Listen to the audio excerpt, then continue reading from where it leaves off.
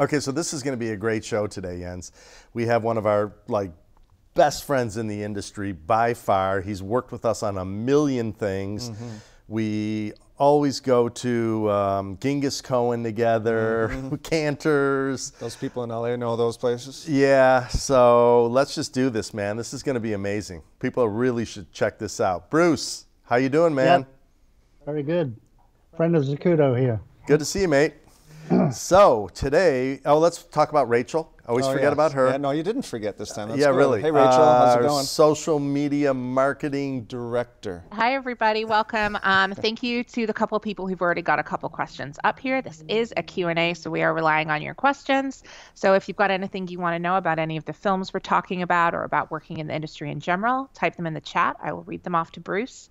And let's get started. We're going to be showing various different clips of things that Bruce has worked on, and then we'll start fielding questions from those exact things. Obviously, we're going to start with 2001. We're going to go back to the beginning here, and let's show a clip from 2001, and Bruce, you can tell us what's going on here.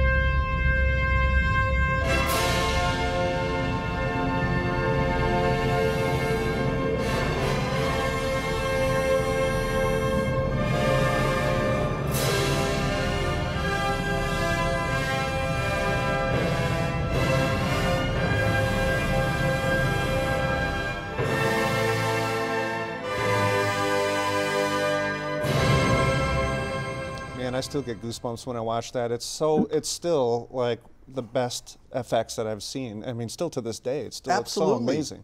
That holds up, man. You look at that, just all those shots, the computer screens, everything. How old were you? I was hired on the movie at the age of 19, and I worked on it for 2.5 years.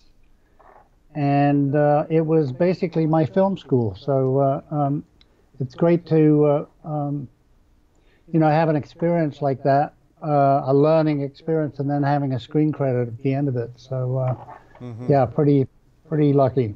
What's happening here? Space station. That's on the interior of the space station set. The floor of the set just sloped up to the end, and this is kind of the end.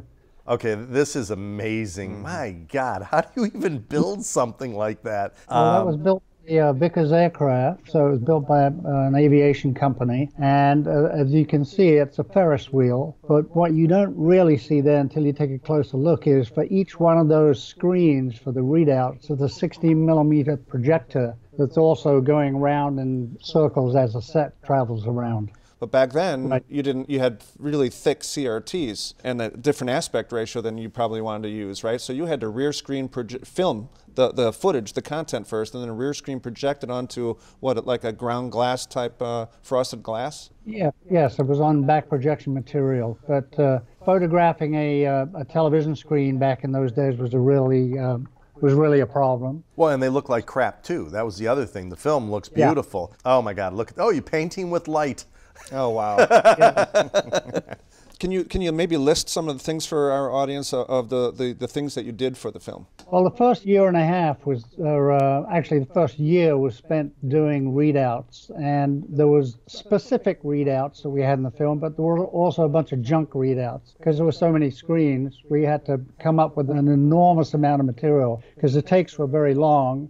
And so these screens had to be running and showing technical looking things. So when I was first hired on the movie, I was hired as an animation artist, but then they found out that I could shoot animation. And what this did, when you're doing animation, the artists, they do the artwork and then they write a dope sheet. And the dope sheet tells the cameraman how to shoot the scene. Well, in my case, I could jump the dope sheet section of the work, because I would produce the artwork and then I'd take it under the animation camera and improvise. Stanley always said we want lots of razzle dazzle in the readout, so you know, a lot of flashing on and off and doing dissolves, and I could do all those on the fly. So that was a start. And then we got into the more specific readouts, which were landings and the AE-35 unit, which was in that clip, you saw an X-ray in motion. Right. You know, then there is the end sequence with the slit scan and all the visual eye candy at the end of the movie. I got a question. What about Stanley? I mean, here, what does he like to work with? Yeah, I remember that note. You showed us a note from him once. What did it say again?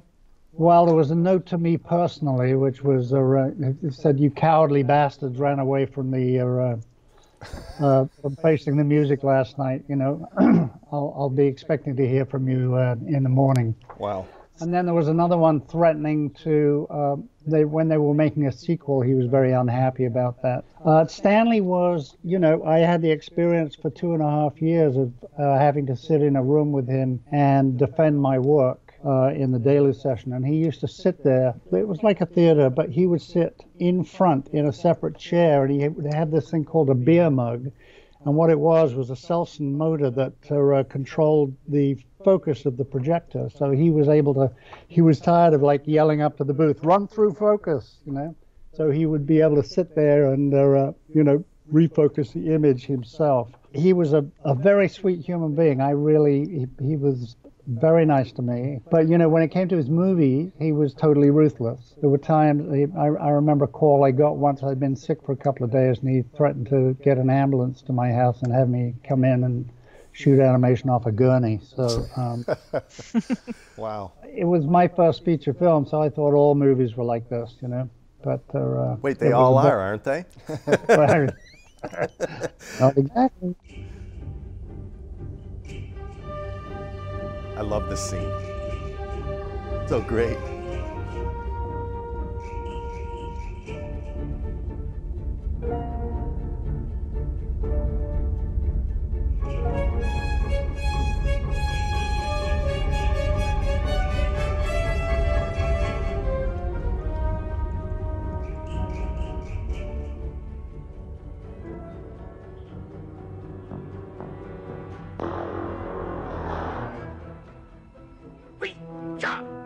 I remember how shocking this was when I first watched it, because this is the first time you ever saw what a Klingon really looked like, because this was the first Star Trek movie, and prior to that they just had grease paint on their face. Right. So I mean, when that movie came out, I was waiting for that thing for years. That was their first look at what we think of as Klingons now. Yeah, right? exactly. So explain to us what you did there. Well, I was originally up for being the director of photography on the whole movie, because I was actually working on a TV series at Paramount. They were going to like reboot the TV series, and then they changed it over to being a feature film, and I didn't really have enough experience to do that. Although I'd shot many features, but you know, that's a big studio picture. But then Robert Wise asked me to come in and shoot the first 5 minutes of the movie at a later date. This was a great experience, to work with Robert Wise, who, you know, I was a huge fan of, you know. I mean, you go from Stanley Kubrick to Bob Wise. I mean, it's like these are two of the greatest directors of all time. Yes, you know. I was a DP on that scene, and so I got the experience of working with Robert Wise as a director. Got it. Got it. You know? What's he like to work with? He was very, very kind of normal, you know, and watching him like direct the Cleons, you know, he would kind of like act out what they were going to do. Okay, we'll do this, and here comes the explosion. Oh, watch out. You know, it's really interesting to watch the different directing styles of different people. But that's like an on-set thing. What you can't see when you work with a great director is what's going on in their mind, you know, and that's where all the magic comes from. You know? What's Gene Roddenberry like? He was fantastic, and he was the reason that I was hired on that project. Is I had a meeting with him, and he really liked me and what I had to say about the project. And I remember getting this huge gallon of scotch from him at Christmas, and I think that lasted in my closet for at least 10 years, I think. You know? So let me ask you this about that scene. So it kind of set the tone for the rest of the series and movies about like kind of how Klingon ships look and feel inside. How much was his direction to you as to the look and all that, and how much was art department, how much was you? You know, that mix, I guess, is what people always kind of want to know. Well, it was a great set, and I think it was designed by John Vallone, who was the art director on that whole movie. You know, I always look for opportunities in the set to have the set light itself. So I think I asked John, you know, I said, well, I'd like a panel here that I can have a light come through, and you know, so it was a collaboration about the way it was lit, and I used a lot of underlighting. I like to, so I lit through his graded floors and that kind of stuff, you know. Right, that helps that villain kind of feel. Oh, I loved it, and every movie thereafter, when you see Klingons in their ships, that's the lighting scheme that's basically used. Yeah. I actually have a quick question. So the movies that you were somehow doing in a row here, 2001, Star Trek, Star Wars, like they're very spacey. They all, even though have a very different look, they all have this vibe. Do you think that was just a product of the time of what movies were coming out, or did your work on one directly lead to the next one? I think in my career, I've tried to shed the expectation of what you do. Oh, you do this, you know. It's like when I was a commercial director, people say, well, we see ice cream on your reel, but we're doing frozen yogurt, so we're not sure that you can handle this particular subject, you know. So I think science fiction followed me more than I followed it, you know. Science fiction is not my favorite genre, although a lot of the films I've worked on are some of my favorite movies. So.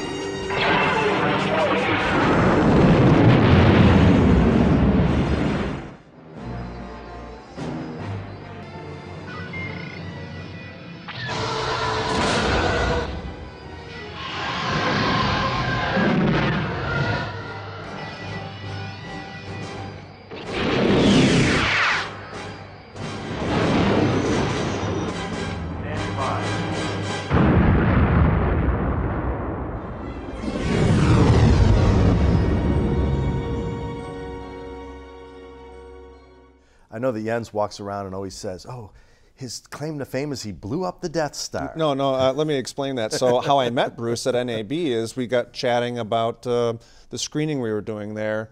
And I just said, so what are some of your credits? He goes, oh, I'm the guy who blew up the Death Star. So that's how we were introduced. Let's bring up some of the Star Wars photos, and Bruce, you can talk to us about what you did in that clip that we saw.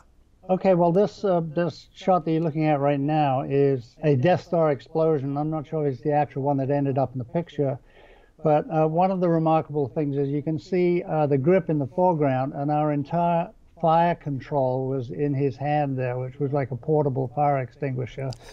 and I do remember, you know, we started off with fairly small explosions, but we got to this stage at Producer Studio. You know, it was very much simpler days. I can remember wiping burning napalm off my arm at one point. But basically what you've got there is you've got the camera on the floor looking directly upwards, being protected by a sheet of plywood on two sawhorses, and there's a hole cut in the wood and a sheet of glass laid over it.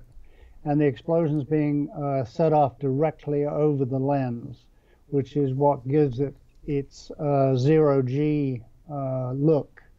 And there's above it, which you can't see, is the blue screen, which is being lit by I think 8 arc lights, which you can see in the foreground.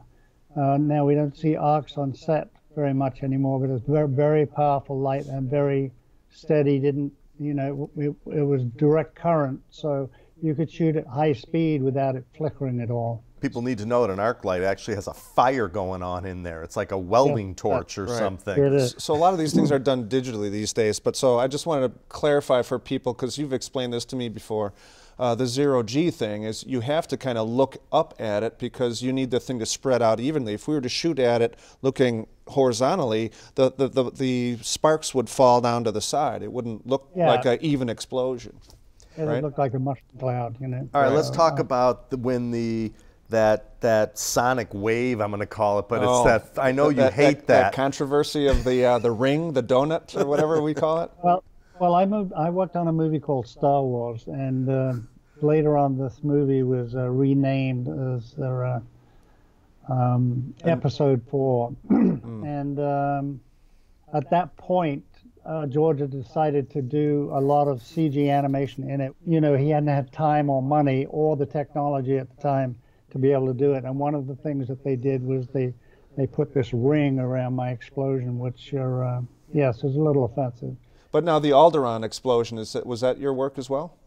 Yes. Yeah, right. And he also added a donut to that, Lucas did, right? I think there's a photo there of me rigging an X-Wing. Nice mustache. Wait, is that you? Thank you, yes. Yeah, that's me. Wow. That was like, and then when he walked off set, he walked right onto a porno set. Well, it was the 70s, you know. I had 3 E-fans hooked up in a row and in a long tube with what's known as an egg crate at the end of it. So that normally when you have a fan and you put it, the air is is rotating in vortices. So we had the fans lined up and baffled so that the air coming out of it was perfectly straight. And then we would blow up the ship and shoot it with high-speed cameras. Wow.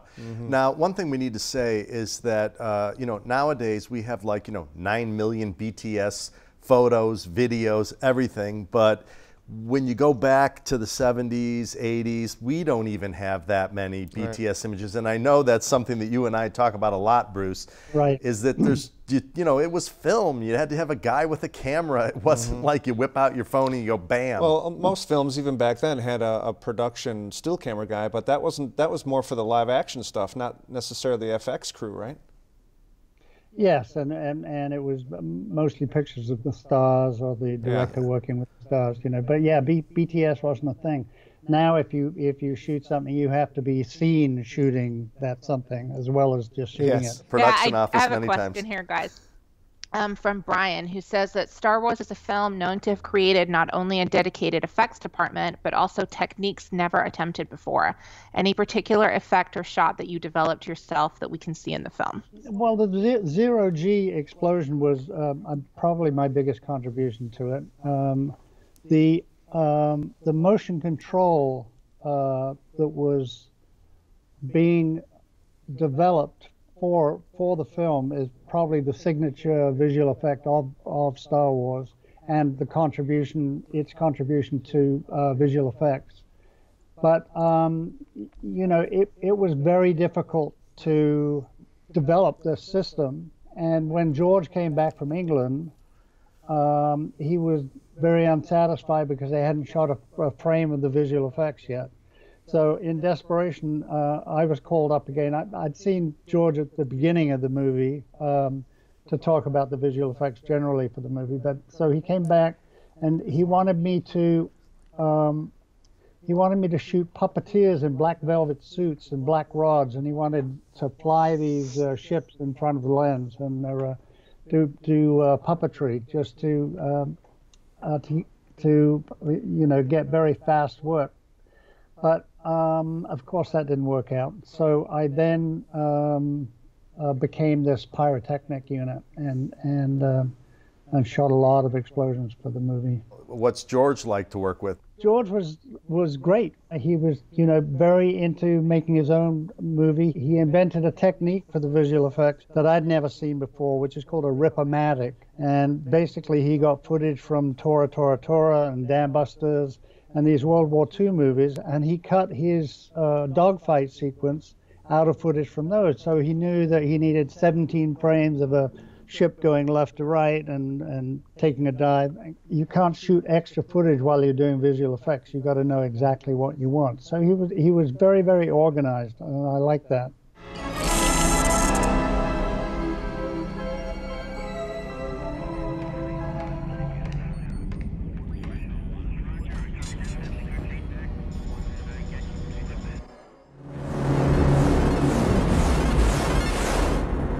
Do you think we can merge with this memory bit? Yes.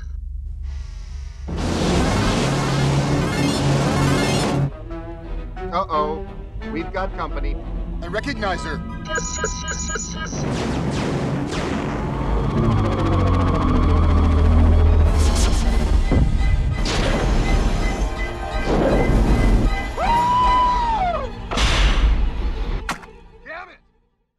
I mean, I still love the look of that, man. I wish that the new Tron looked like that Tron. That is a new invention of a look.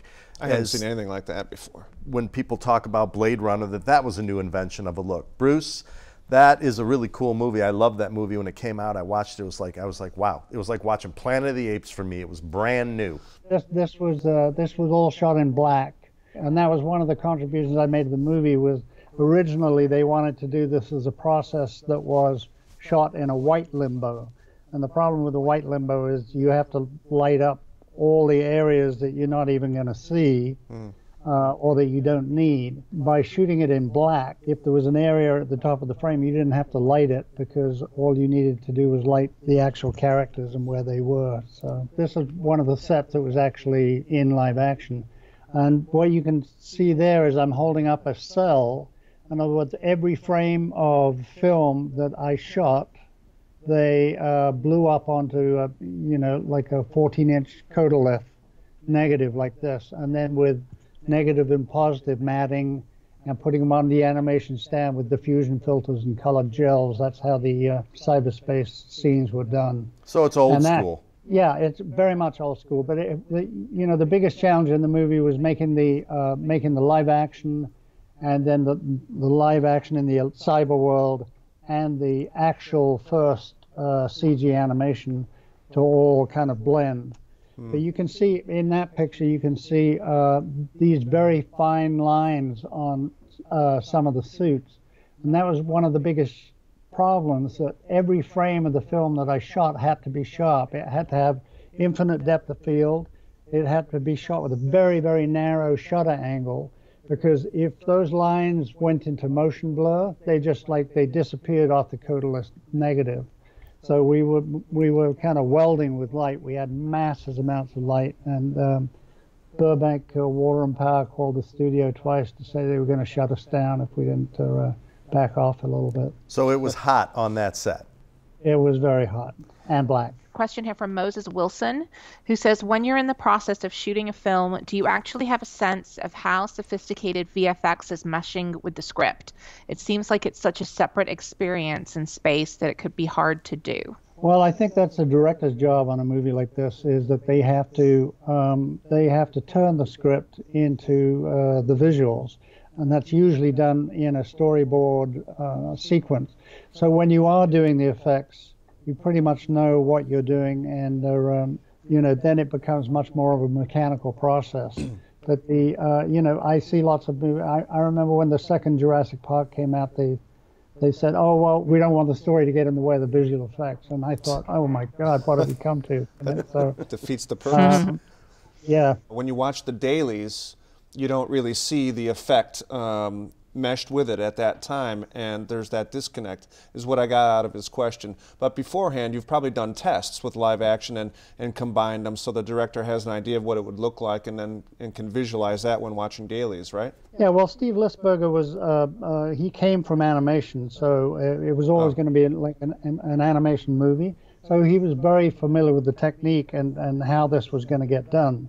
And we did shoot a proof of concept for Disney, and we shot Deborah Harry, who was originally up for the part of Yuri, and we shot it in white limbo, and they took all the way through the post process and the animation, and I guess it was a test for me as well, and Deborah Harry didn't get the part, but I guess I did. I mean, one thing that's worth mentioning is that, and it kind of goes back to Moses' question, is that when you shot on film, there was that you never really knew what you got. You kind of had to have a large imagination because, you didn't have that monitor there, and nowadays it's so much different.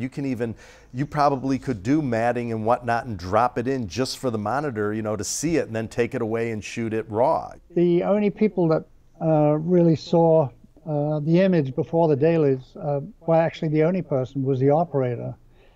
because there was no video assist. So he was a very trusted guy, so everyone turns to him and say, "Do we got it?"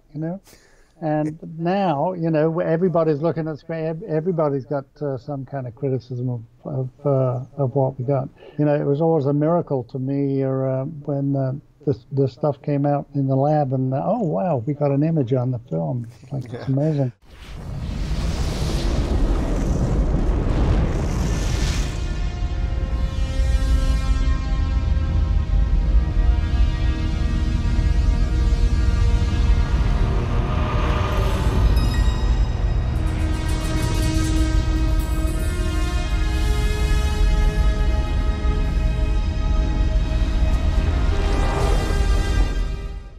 Obviously, another Blade Runner. Yeah, another sci-fi classic there. Now, this is an interesting story because I know you've told me this before, but tell us what you did in that scenario. Bottom line was I came to America for the first time after 2001 in 1968 to work for Doug Trumbull, who had been hired on Antonioni's Zabriskie Point.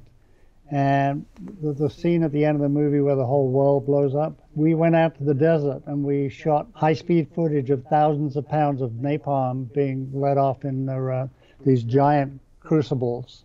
And they never used the footage in the movie, but then 12 years later, Doug found these explosions, and Ridley was looking for a way to spice up the opening shot of the movie, and they used our explosions in Blade Runner.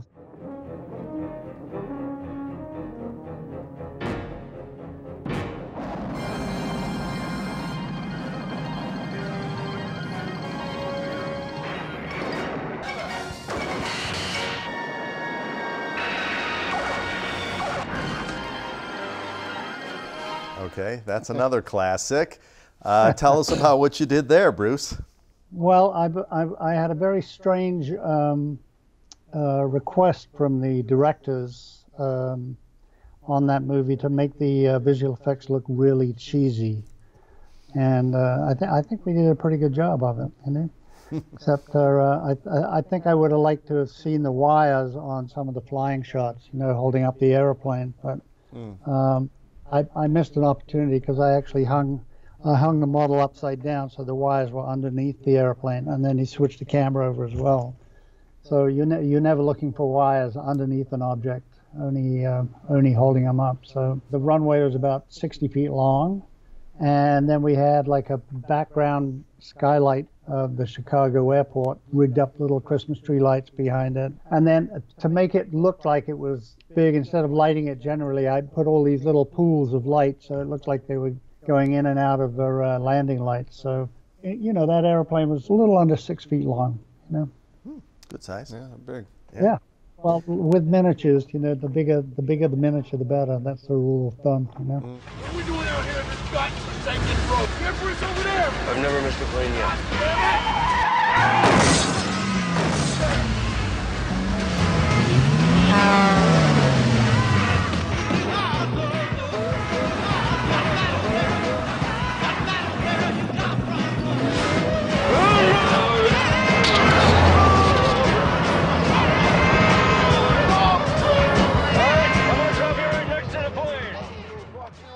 August in Vegas, I had met Terry Gilliam through Elliot Rosenblatt, who they asked me to come in. I'm not sure what to shoot, but I managed to talk my way into being the second unit director cameraman on that. Back in the late 60s, I had read Fear and Loathing.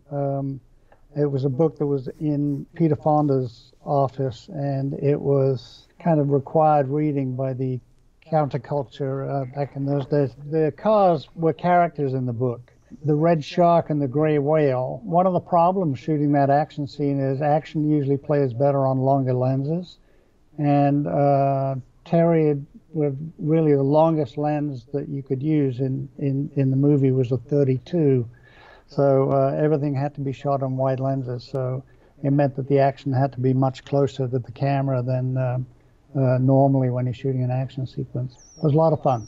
What about Terry Gilliam? Terry was fantastic. You know, he's always been one of my favorite zany directors. You know, I loved Time Bandits, and I love Brazil. Brazil's one of my favorite movies, you know, visually. And he's incredible. He's just like has a vision. And he would draw us little storyboards on napkins, which you obviously you'd hang on to because they were Terry Gilliam originals. So was Hunter Thompson on set? He was. I think that was one of the hardest set of rights to nail down for a movie, because I think he'd been in bars all over the world selling the rights to different people on different occasions, you know, so everybody seemed to think that they owned the rights to that book, you know.